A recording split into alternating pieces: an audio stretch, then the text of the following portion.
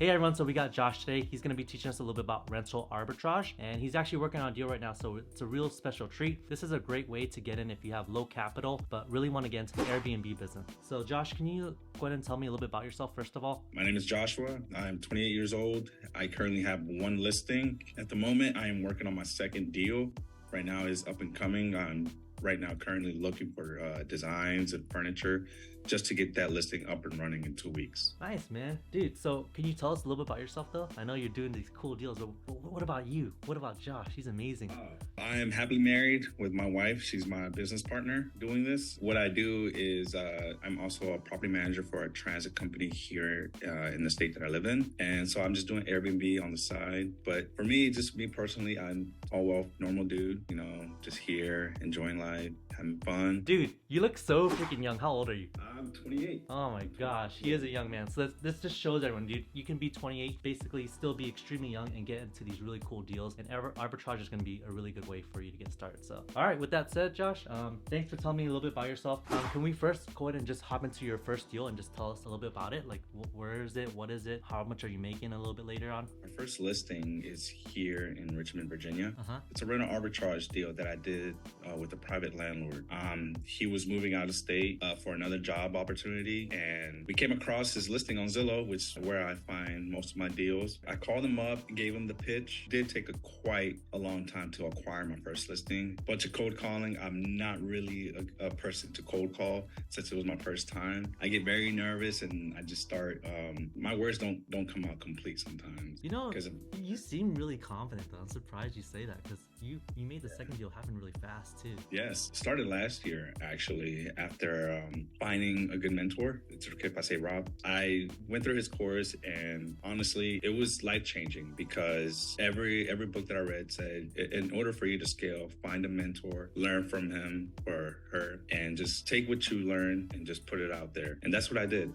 But this first deal was actually a very good deal. It was very clean, industrial looking as well. The building was an old Cadillac dealership actually. And so when you enter, you see all the pulleys, all the mechanics that it used for that dealership. But yeah, it's doing very well. I furnished it, put it up on Airbnb, furnished it. And within the first 6 hours, man, I just got 2 bookings for one weekend and then for the following weekend. And I really thought to myself, like, man, I don't think this is going to work. You know, we sometimes doubt ourselves on certain things. Yeah, no, I feel you, man. Yeah, and honestly, that moment, hearing that app just ring and chime, saying that you have a inquiry, it was awesome, man. Yeah, dude, I can't wait till it's my first time to have an arbitrage deal go well. I really like that thing you said about the mentorship too, because honestly, it's like if you find a credible mentor such as Rob Bilt, you know, like we all know Rob Bilt, we're in the short-term rental space, but huge guy. He's on the Bigger Pockets podcast. He's the co-host with David Green. Finding credible people like that and basically getting their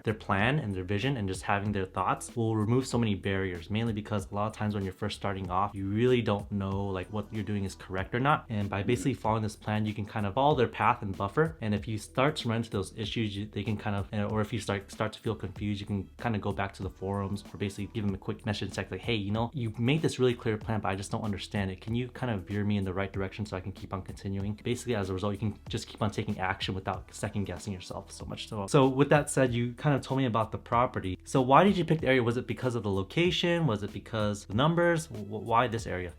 It was more of numbers and location.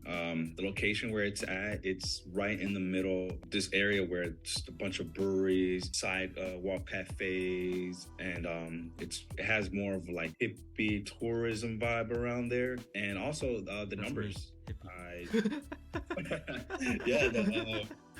It's a really nice place, nice area where my listing is at. You can walk down to a Whole Foods market, which is only 2 minutes away from my listing, a Kroger, which is a minute away, hardware store, which is in front. My numbers I saw on AirDNA, it gave me a 76% occupancy rate. Yes, exactly. That's what I said. So then I went on Airbnb, looked at some similar listings, and they were doing great too. So I was like, you know what, this is going to be the one. And that's what I do.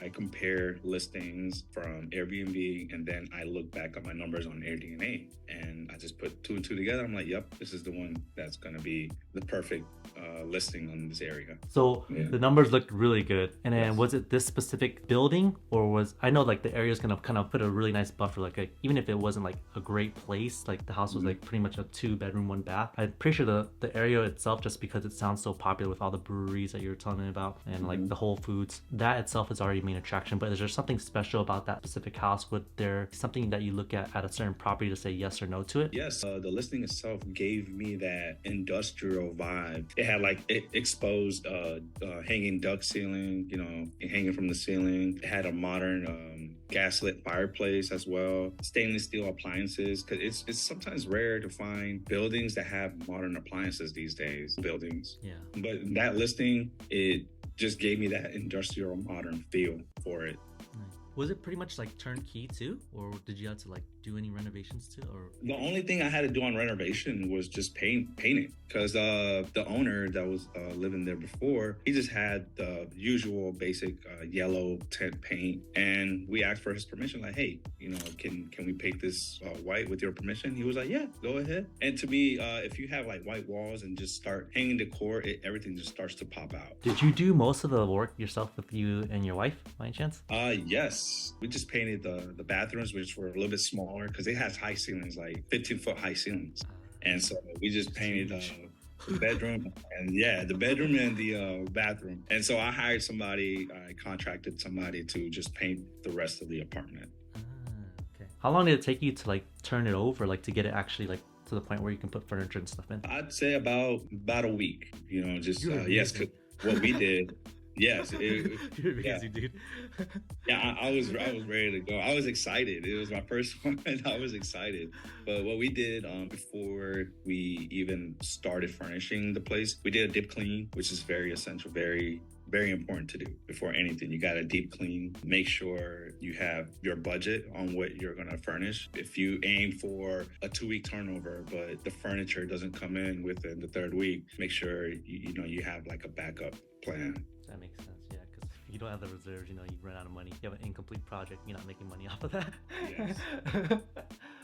And time is money, because you know, especially doing rental arbitrage, you have to, you know, calculate everything, make sure you have your reserves, you know, in order, so that way you're not losing a ton of money, you know, in the process of furnishing your listing. So it took you about a week. How much did it cost for like the renovations? I know you said like $2,000 for paint, or I'm making numbers up? $1,000. Appliances, everything was in good tip-top shape. Yes, so I had no trouble there. Furniture was around $8,000. You're amazing.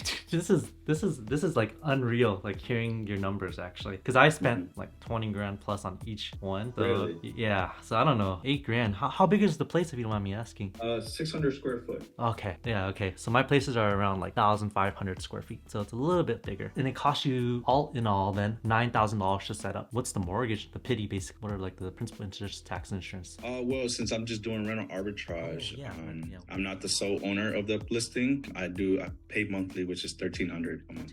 So $1,300 a month, and it costs you $9,000 to get ready. How long has it been since you set it up actually? About a year. A year? So now you have a full year statement. Yes. Do you mind me asking how much you made in that year? Like gross? I made around everything, around 25,000. 25,000 per year? Yes. Is that net Yeah. or gross? Net.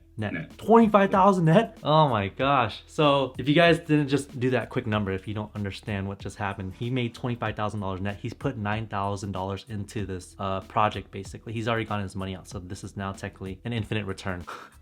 Yeah, he doesn't have any more money in this deal. He's gotten all of his money back. So if you can just keep on repeating this, honestly, you'll do great. You'll hit $1 million net worth within probably like 3 to 5 years if you just compound this. Yeah. Yes. And imagine just doing larger projects too, you know, because this is that's the goal. Yeah, oh my gosh, dude, that's amazing. $25,000, 300% ROI if my numbers are almost 300%. Man.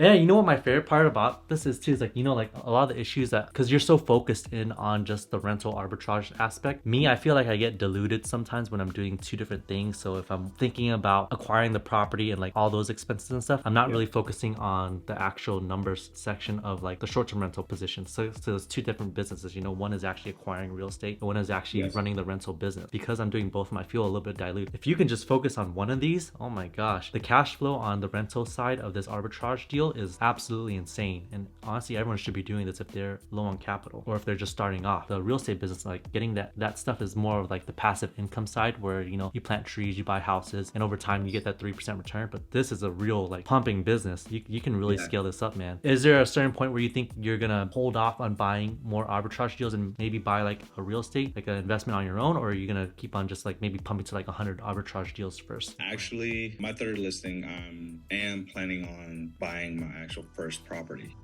Yeah, and we're looking at different markets, trying to run numbers. Just look at the numbers in different markets is what I do first. Just the data. I'm a really good researcher, and I like to do get all my data put together just to make sure there's a good deal and I don't get into a bad deal. So we talked a little bit about your first deal. Can you tell me more about your second deal and what your projections are? My second deal, closed it the week of after leaving HostCon that we both attended. Yeah, you were telling me. I was super excited. That's why I was like, oh, Josh, arbitrage guy. I closed 2 days later after HostCon. I closed on Thursday, and we signed the lease. I made sure I also put some clauses in there just in case, just so the landlord does not, if he just all of a sudden wakes up the next day and say, hey, I'm gonna sell this building. And well, you have to also, I'd say, make a good deal, negotiate with the property owner, say, hey, I'll lease for you for X amount of years, but you cannot, while I'm doing this business, you cannot sell. And just trying to make an agreement there. But yeah, the numbers are looking great. It's near a stadium, but also near, again, breweries in the same area as my first listing. And the numbers are projecting, man, this one is projecting 39,000 in a year. What's the rent? Rent $1,300. Oh my gosh, this is even more home run, dude. And honestly, it's your second deal now. It's gonna do better than your first. It's more likely. So you might be projecting 3,900, but I have a feeling you're gonna maybe get like 50,000. Yeah, hoping to at least pass the 39,000 margin. Man, so how long are you gonna work at your job for? I was talking to my wife about that, and I told her like, you have a really good business plan, dude. This is super scalable. Yeah, it is. It's very scalable. I've noticed that rental arbitrage is a way to scale into the real estate industry.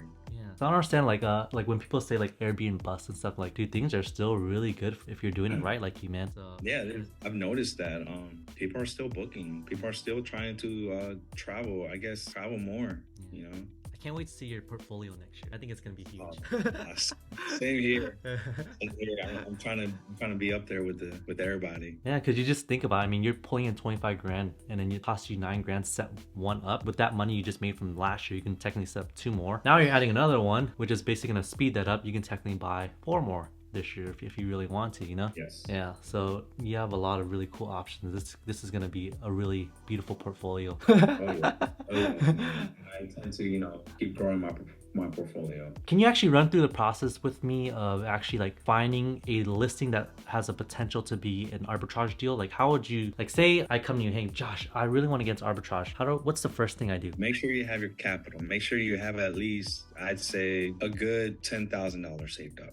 $10,000, okay. And then, yes, because I advise people to have at least $10,000 saved up, because one, that can cover your first month's rent if you're going to do rental arbitrage. That's going to cover your security deposit and your furniture for your listing. That's the first and most important thing to do, is make sure you have your money saved up. Awesome. Okay. Yeah, and then I guess that also plays into the fact that you got to figure out how big your house is, because I think what we learned at HostCon is like Rob recommends doing like $10 to $15 per square foot. Yes. Yeah. So yes. That's how I calculated the first listing. Yeah. If you guys are getting a large house, so say if it's like 1,000 square foot, you really need to have more than 10,000 saved up. So maybe like 15 to 16,000 saved up. Yes. Yeah. Would you ever consider, like, say if I'm not sure how you feel about this, but would you ever say could we get like a private money loan from someone? Would you suggest that on your first deal? I don't really know a lot of people with private money, but I know I have connected with one during HostCon. He does DSCR loan. Was it Drew? Yeah. Was it Drew? Yeah. He's so nice. He's an awesome guy. He's super nice. Like, yeah. I honestly, I hope he is blessed with everything, because on what he's doing, he's trying to give back, and he understands what we're all doing in this business, and he's the guy to talk to on those private money loans. Okay, so now we got one first actionable step. After that, you got your money in place. What do you do next? Go on Zillow, look at the area that you're trying to find.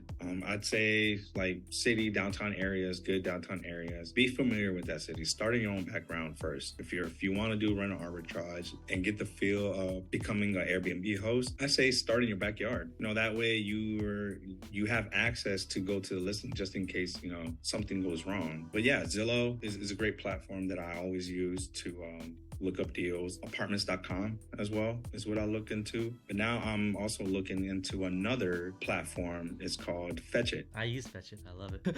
Yeah, I started using Fetch It. Shout out Jonathan. Yeah. So I started using Fetch It now, and yeah, just look up really good listings. Is just look at the area and then go on AirDNA as well. If you don't have access to Fetch It, go on AirDNA and just type in the address on that, and it'll give you the numbers, and it'll actually give you good data. So then after you find your home on Zillow, basically do you just call the agent that's on the listing, or how do you? Yeah, that's yes. Okay, nice. Call the agent. I know a lot of people don't really like to cold call, and some people don't like getting cold called, but it also gives you practice, to get familiar with what you want the agent or private owner to know. Give them a pitch, talk to them. The more people that you talk to, the more confidence you gain, and the more, I'd say, the more your people skills as well levels up. Do you mind if we do a quick mock call? Do you mind if I do it? I think it would be super helpful for a lot of people, even if it's like not, this is going to be like what I would personally like. Dude, I wish I can see what a script would be like if Josh was calling this agent. Like, what would he tell me? I'd say I'm a person who has a listing on sale. I'm the agent. Go for it. Okay. Hello. Is it? Hello, Josh. How are you? Hey, how are you? My name is Joshua Salgado. I looked at your listing and I see that you have it up for sale and it's been on for more than 30 days. Is there anything in particular that you're looking for in a tenant? Is your listing up to date? What's going on? Oh yeah, I think it's pretty up to date. It's I'm just looking for a really good tenant. That's all. Okay, well yeah. How would you like for me to have your listing to lease your apartment for 3 years? 3 years? Yeah, 3 years. So, could you tell me a little bit more about why so long? What do you do? Are you just... I do furnished accommodations, and what I do is I come in, lease your listing for X amount of years. I clean it up. I do a deep clean with me and my professionals. I furnish it. What I do is I attract like travel nurses, business employees, private employees to come in, lease this apartment, and I lease it for X amount of days. And what I do is I also do a background check on them. So that way there's no damage caused to your listing. So think about it. I'm your property manager. Oh. Instead of you paying me, I'm paying you monthly. So before we go, can you give us some quick tips to our guests? And Josh, man, thanks so much for your time, brother. Oh yes, man. What's one big tip? Start, man. I know a lot of us have self-doubt, but find a mentor. My mentor was Rob. I saw his channel, and like I said, I just went for it. I was like, you know what, this is going to be the year. I'm going to stop procrastinating, saying, oh, next year's the year. You have to do it now. The time is now, man, because no one's going to be at the finish line waiting for you. You have to go up there and do it yourself. Is there any one book you would tell someone to read? What would it be? Just curious. I love books. Rich Dad Poor Dad. Rich Dad Poor Dad. Okay, I always recommend that one too. Okay, so Rich Dad Poor Dad, one of my favorite ones, all kind of about real estate. Is there anything else you want our viewers to know by any chance? Yes, I recently bought the book from Bigger Pockets, the Real Estate Rookie book. Mm-hmm. Is it 3 months to your first rental property by Ashley Kerr, or is it a different one? Yes, yeah, that one. Did it come in order already? People are saying it hasn't come yet. No, it's the one that Ashley Kerr just dropped during HostCon. It's I think it is that one, the Real Estate Rookie, How to Do Your First Deal. Have you read it already? No, my wife is actually reading it, but I'm telling her, hey, finish the book so I can read it. Hurry up, man. It's my turn. Yeah. Cool, brother. How can people find you, and how can they connect with you if they want to put a deal together with you? Yes, I am on Instagram. I just use Instagram at the moment. It's Joshua, is JAAWSHOO. Awesome. I'll go and put it in the description too if anyone's looking for it. Josh, thanks for your time, brother. You are a saint. We're going to talk a little bit more after this, but closing off the video for the audience, if you guys want to know more, make sure you follow Josh on Instagram. See you guys. See ya.